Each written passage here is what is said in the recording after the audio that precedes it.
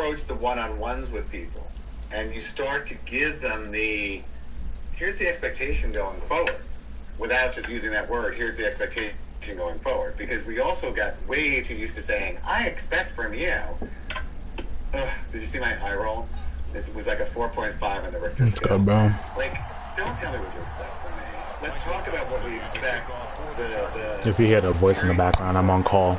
And of course I'm going to deliver it, because that's why I'm here. So part of you spending that few weeks observing is you start to really see, these are my key players. I don't have to spend much time with them other than just understand what motivates them and how I can bring them even further. Here's this group of mediocre people. They're not really detrimental, but they're not really burning the fire. And then there's my bottom 10% that they are a detriment to my business. And I do have to focus on them, either moving them up or moving them out. So that's all the skill that you're going to be using in those first 30 days. So what questions does anybody have on that? Nobody got no questions, man. Oh my God. So I kind of see like Chris said, like in terms of like doing No, somebody had a question. Like, you know, thanking your respect when you're helping, like you're doing things with them and not just telling them or asking them to do something. Yep. But one of the things I found more challenging now in phase 3 is having questions associates and No, it was what's the dude's name? Journey, yeah. But is there anything that you feel like helps in Great, I gotta play I-form single back the whole game. Jesus Christ. like, oh, customer, like I need the money, like things like that. I feel like Patriots. it's like getting them to like do the Yeah. other tasks that they're expected to do as a generalist now, and like merchandising, getting everything away, I just got on. cleaning up are like definitely harder. Yeah, I believe that. What have you tried? So, like, give an example of something they're not doing. Nah, I just had the boys score mad easy with that shit. Like, the right merchandise for these trucks. Our merchandiser is really great at helping out in doing specific areas, but technically she is a solo merchandiser, and so the rest of the floor has to be done by the team. And Somebody else signed him? there's Is this the certain people merchandise that, to sell like, mornings? what was that? Is that the merchandise to sell morning? Yeah. So they're scheduled early, right? No, not anymore. They're not. It's just during. It's like now it's cutting into like when we're open, and that's what's making it harder is that they're trying to make money because they're not like drawn. And the Chargers first down. Like, You better want the flats, buddy. merchandise away, which I understand, Yeah. but then it's so difficult with that. Okay. Anybody have suggestions before I offer some ideas? May I? So I came from a commission area, and what we really did was Is this Morgan? Yes, Oh, okay, sorry. Go ahead, Morgan. So in my before furlough, I came from a commission area, and I would say the best thing that, because I struggled with this also, and it's the sense of teamwork. So if you can create systems of accountability, then everyone's more likely to see like, okay, I'm participating, this person's participating, like I don't want to be the weak thing, essentially.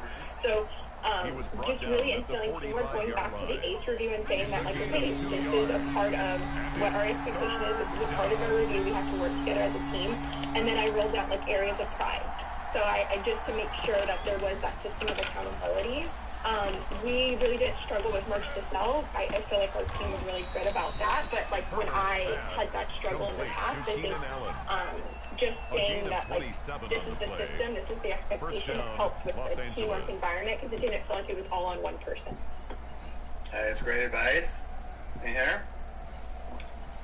So I'm in shoes, which is a commission area, and we had an operations assistant who majority of the operational work would like fall upon him, and the associates just kind of got used to that. So in terms of recovery on the floor and fulfillment, that's just something they thought wasn't their responsibility, and they kind of left it up to the OA to take care of that Herbert kind of dotting stuff. up. So we actually had a meeting with them, my people leader and I, on Saturday to go over, like, now that we don't have an operations assistant, it falls upon all of us to ensure sure that our floor looks good and that our fulfillment is up.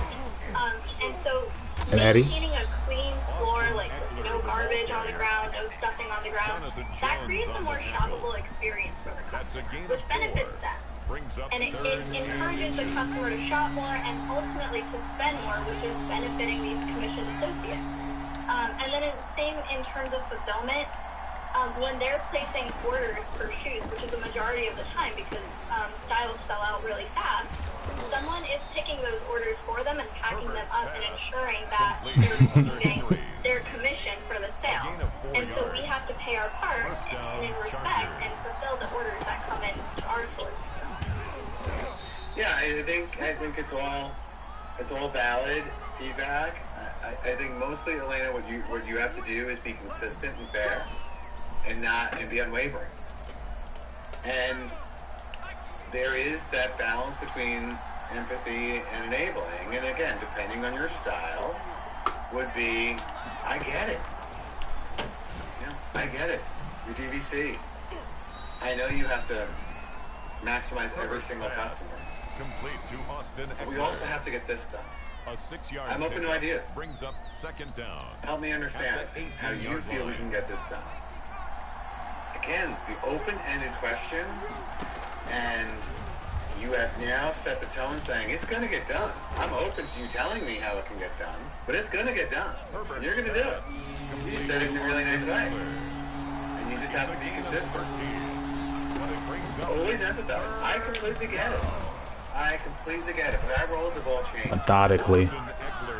It's like a 20-play drive. It was different. But now we're responsible for doing this. It falls on all of us. I'm going to be side by side helping you.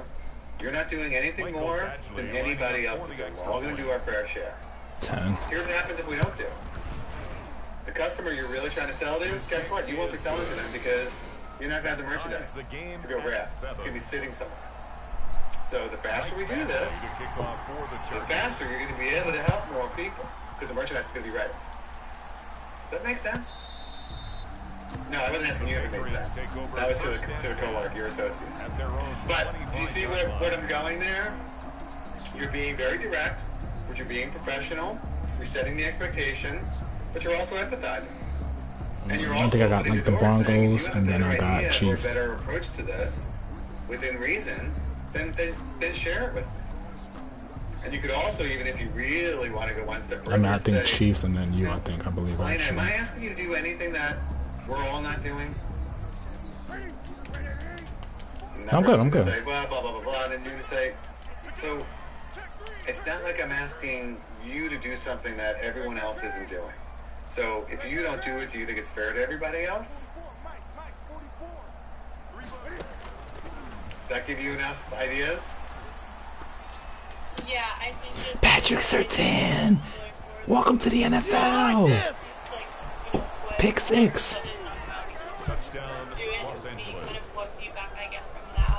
But set the expectation. But you have to set the expectation saying, Thank you, bro. I know our role. He gonna get tip drill now, watch. And I understand that You watching the game? it's different. And that we do want to maximize every customer because we're a DVC zone. But we are now responsible for merchandise to sell. And we have to do it once every whatever during store hours. I guess this is why you just line up in single back and I form the whole game. Stuff like that. Two people do it 1 week, then another 2 people do it. I'm open to whatever we're doing. But by 10 a.m. it has to be done, and we have to do it. Well, he back in You it. set the expectation saying, I'm not wavering, we're going to do it. And you're all going to help. But now I'm open to the ideas. So, try that. Okay, thank you. Of course. Good example. Alright, so I'm gonna Oh my god, how much luck is this dude gonna get? Time goes quick.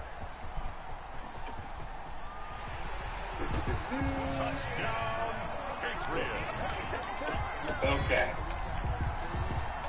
That's 2 long runs with James White, bro. So, setting expectations, what we just talked about. The merchandise to sell, great example. We're going to make them simple and clear. The metrics they're going to be tied to, or the business that they're going to be tied to. Only way to make this right is to make them that fumble. merchandise to sell, which means you go into deficit. The why is going to, it's part of our role. And the why is important is because we have to make sure that our floors are stocked with merchandise, and it's set and it's ready. And then I'm willing to, listen. I want to listen to different ideas and how we all could be successful. So, 3 steps to setting clear expectations. One thing we're not going to have time for, but when you're setting expectations, you're going to tie them back to our mission statement and values and the ACE, or path to growth. So when you're setting expectations for an associate, you don't have to make them up. You pull the ACE, because the ACE is what everyone is reviewed to. And you go to the behavioral point. So for example, service excellence is a behavior section on the ACE. That's an individually scored section. So you could either say, okay, here's my example, or here's my expectation. I want you to value our rich heritage. And I want you to have the Bloomingdale's customer service behaviors, merchandise presentation standards, etc. This is a lot of words, and it's very fluffy. Your role as a leader is to say, here's how this comes to life on the floor. This is my expectation of what this looks like on the floor. Every day, every customer. So the words on the page are the expectation or the behavior. You have to articulate what it looks like. What does it sound like? And be consistent with it. The why is the most important thing. You'll hear me talk about it all the time. I think I even sent you one of the videos about the why. If I didn't, I will. But the why is why. The why is why. The why is the reason behind the expectation. When you tell someone, I need you to open up 5 accounts, did you give them the why? No. All you did was tell them. Damn, Herbert just missed him. He's wide open. They knew they had to do that anyway. It's part of the role. But when I share with them, I notice you haven't been opening accounts, so let's talk about that. What's getting in the way? Do you understand the importance? When we open up an account, it goes right into your book. We have the potential to turn that person into a client, which means more money for you. That's the why. Making sure people are set up for success. So expectations are great, but if you don't follow up or role model the behavior, then it really is just you telling people what to do. Should I be aggressive here, or should I just... Are you carving out time? Like you were saying, your people leaders did a great job of carving out time to give you feedback that you needed, whether it was reinforcing or redirecting. He got blasted. And then, what kind of culture are you going to create? So are you going to create a culture where people feel comfortable telling you they're struggling with something? Take your 3, bro. Take your 3, bro. When expectations aren't being met, understand why they aren't before thinking the worst. And then creating a safe environment for a team to raise concerns. And of course, role modeling the behavior. I went for it on 4th. He's going to keep a very sharp eye on you. On whether you're going to get your hands dirty, or whether you're going to be that person that, is the office person who's never on the floor. One of the things I learned, we all have RF phones. We still use RF. Some of you are on Theatro, right? The headset? Okay. So some of you are going to be on Theatro, some of you on RFs. Look at this bailout, bro. Bro, look at the bailout. I could tell you, look at the bailout. That's Derwin James. Hated to call it the most. It was like the banned RF. Every store has it because it was the leader that. Bro, he has 3 rushes for 200 yards. And just pushed it back, saying, well, what do you want to do? Or I don't have time. Or I'm with the customer. Or I can't come down there. Don't be that RF poison, because the associates are keeping an eye. They're going to know what type of leader that you're going to be with them. So make the time make sure you answer your RF phone and make sure you give them the answer. And you follow through, because it's such a trust break if you don't. And then finally, I know we're going super quick right now.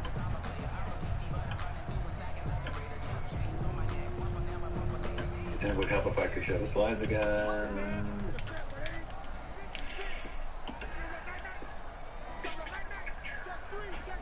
Okay. So the importance of role modeling is critical. So the example you set is the example you get. My name is Charlie. Last name Wilson. Got a strip sack. Let's go. My rookies is turning up. Show interest in their lives outside of work. You know, we always say learn one personal thing about people. And then you're going to have the associates that want to talk about their personal life. And then they're going to have associates that they don't want to share their personal life. And both are fine. And you'll learn that during your listening to it. And then continue to offer consistent support and feedback. The tell, show, do, review. This is the model.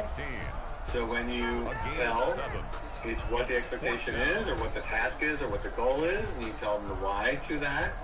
You demonstrate it. So that's how you're teaching. The do part, which is also another one that's often missed, is you're watching them perform the task, and you're giving them feedback. You're reinforcing. Oh, connection to peer has been lost. Making sure that they understand. And then providing feedback. My rookie showed up. It's just a model of education that leaders always have employed, especially in the retail environment. And then when it's done right, we recognize the behavior. Always observe in the moment the associate doing the right thing. Share positive reinforcement. This is where you avoid.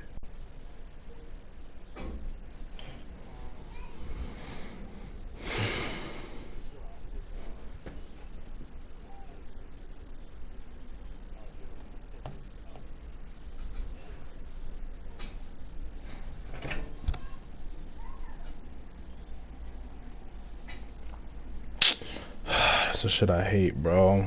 That's the shit I hate, man.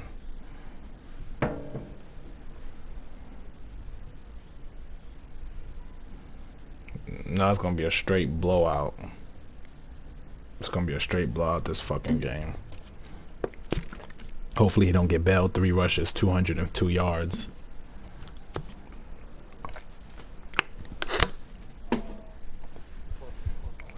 You hungry, baby? Wanna eat like a meal prep? Why you looked at me like that? Like, fuck that meal prep. Fuck that meal prep. Why? I don't fucking want that shit. Eat your leftover breakfast. No! Alright, you're making this very difficult.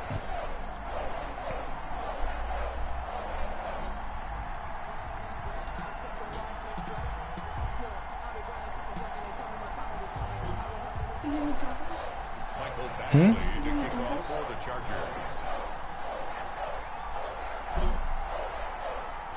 You've been feeding for tacos. He said he's not wired. Why the fuck you playing that and not wired, bro? Oh my god, people be doing some weird shit, bro. Why are you not wired? You're playing an online game. Why are you not wired? And he's going through it again. No. Hold on.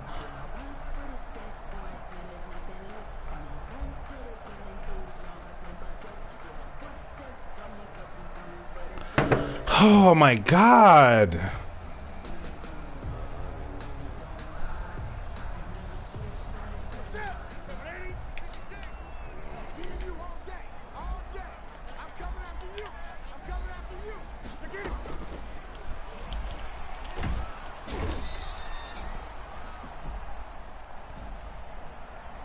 Wilson got his another sack. And it's like, this is not gonna count, bro. These are my rookies. I need this.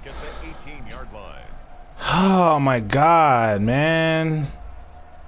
And he's in the military too, so I know he got some, and they lost again. I know he got some fucked up connection.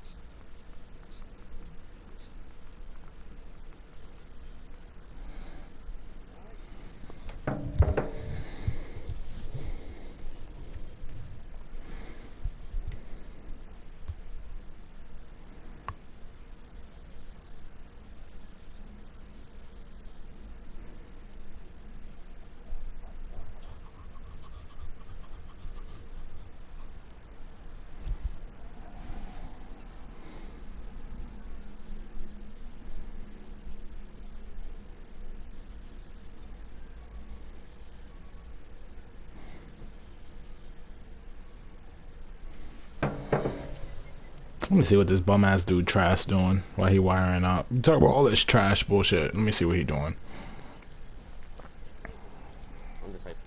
Oh, I'm about to say. This bum got 1 TD, and that's in 2 games? Yeah. Man, get this guy the fuck out of my face. That's easy when you throw only 14 per game. Yeah, it is, bro. The volume ain't there. Derrick Henry got more rushes than he got passing. It's crazy.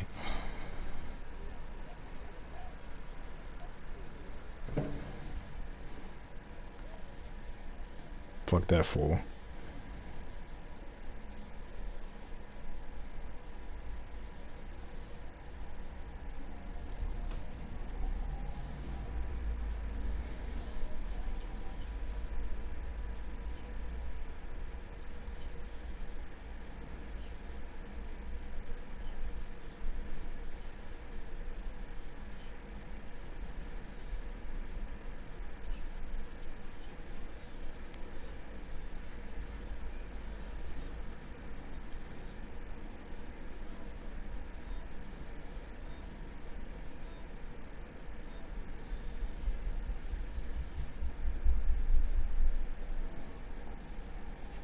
I played him last year and they didn't do that shit.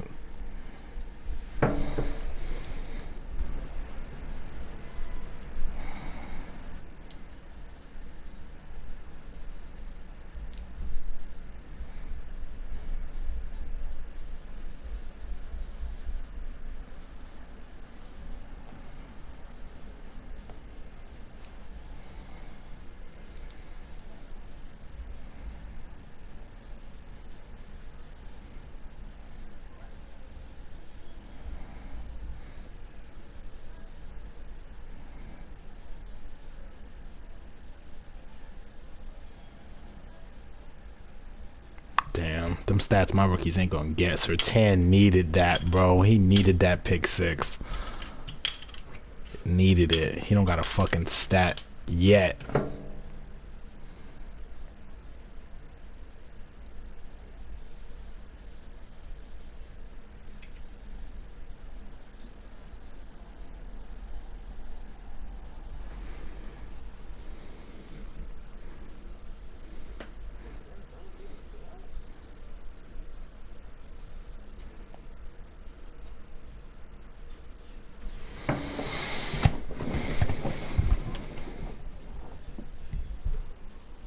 Is he a new user? A lot of people was picking him versus Seattle too. I was kind of confused.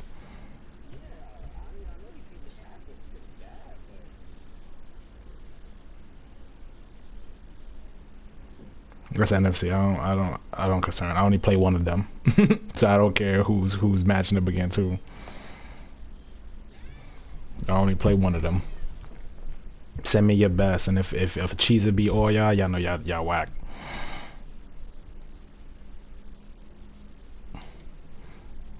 Hopefully this 3rd time's the charm. Stephen Gilmore was kind of trying to lock Keenan Allen up a little bit too. I ain't like that.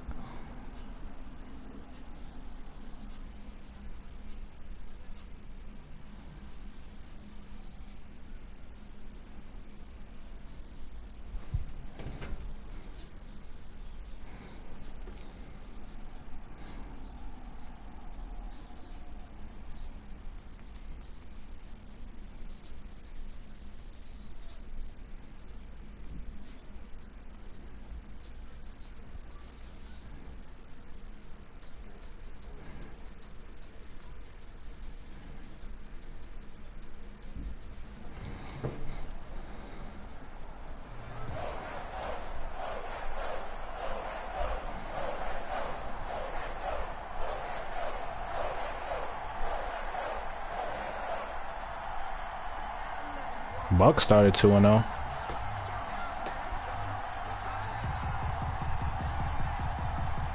You see them Dolphins 2-0?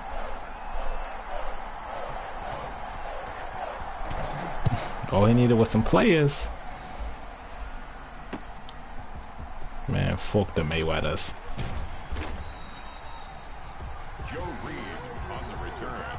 The Chargers take over 1st and 10 at their own 23-yard line. If I order us some tacos, you'll go get it?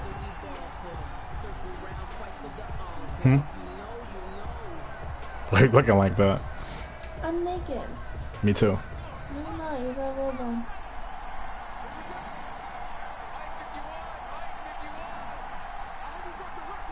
I'll get it, babe. If it's not dark out. Oh, man. What the fuck? Joe Reed, incomplete. Yeah, his connection's not gonna last. It's 2nd and 10 at the 23-yard line.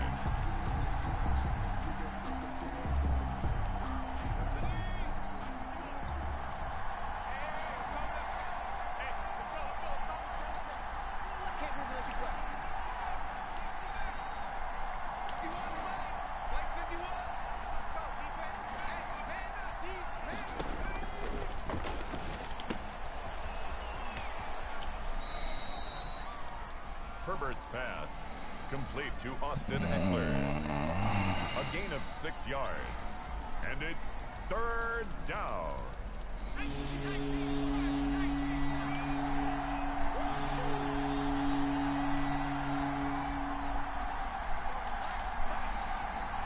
We're gonna get super invested into this game. I'm not gonna get super invested into this game as I throw a pick 6. Cause this fucking connection is bad. Yeah, it keeps going in and out. It's hard, bro.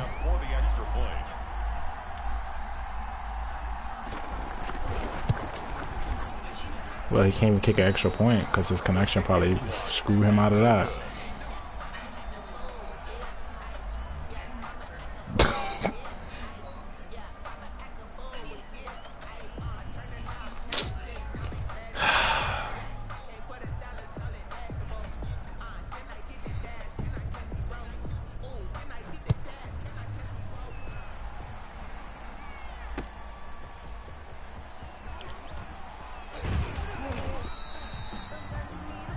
The Chargers take over 1st and 10 at their own 25-yard line.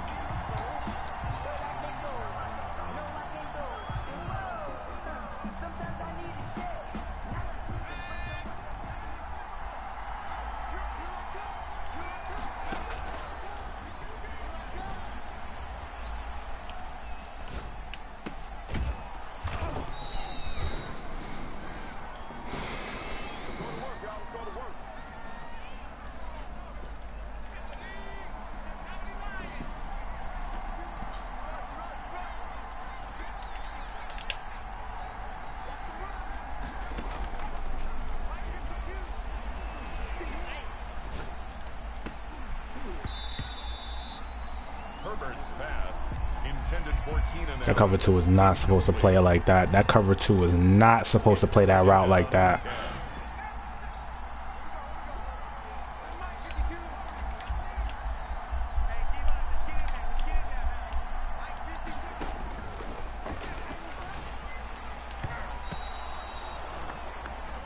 Herbert's Whoa. pass, intended for Keenan Allen, incomplete. It's 3rd down and 10 yards to go.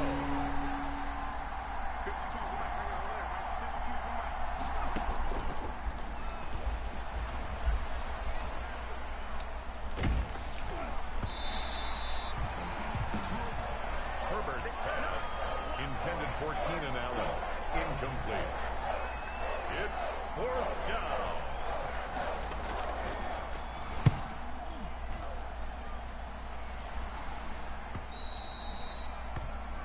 The Patriots take over 1st and 10 at their own 10-yard line.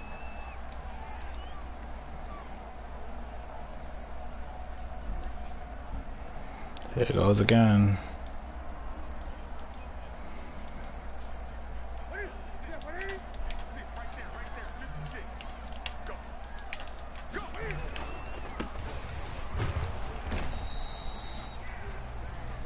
James White, the ball carrier. He was brought down by Drew Tranquil. A 3-yard pickup brings up 2nd and 7 at the 13-yard line.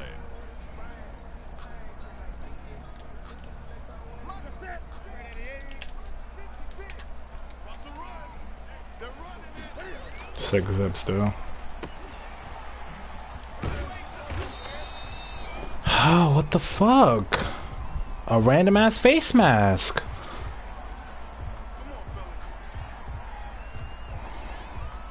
It's just one of those games, bro. I should just take the force. Next time I do it, I'll just take the force. This shit is crazy.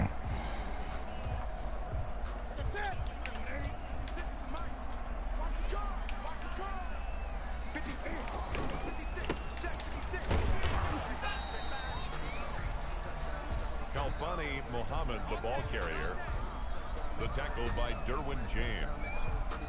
A loss of a yard brings up 2nd and 11 at the 30-yard line.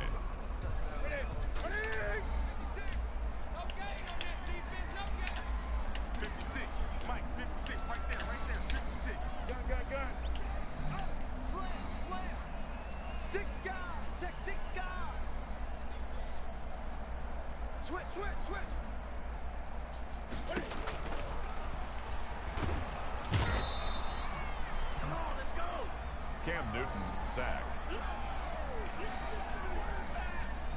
A loss of 9 on the play brings up 3rd down.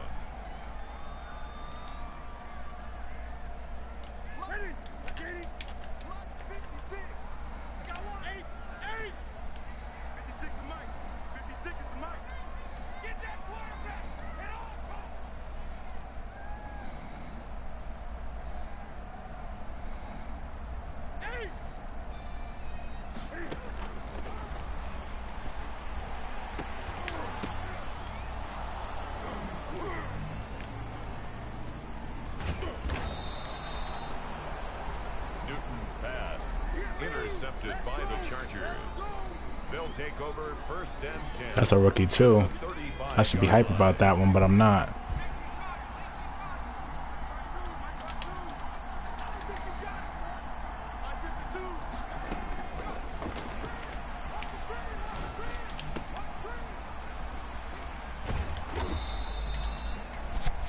Herbert's pass complete to Mike Williams. 1st and goal. Yeah, it fucking kicked him again.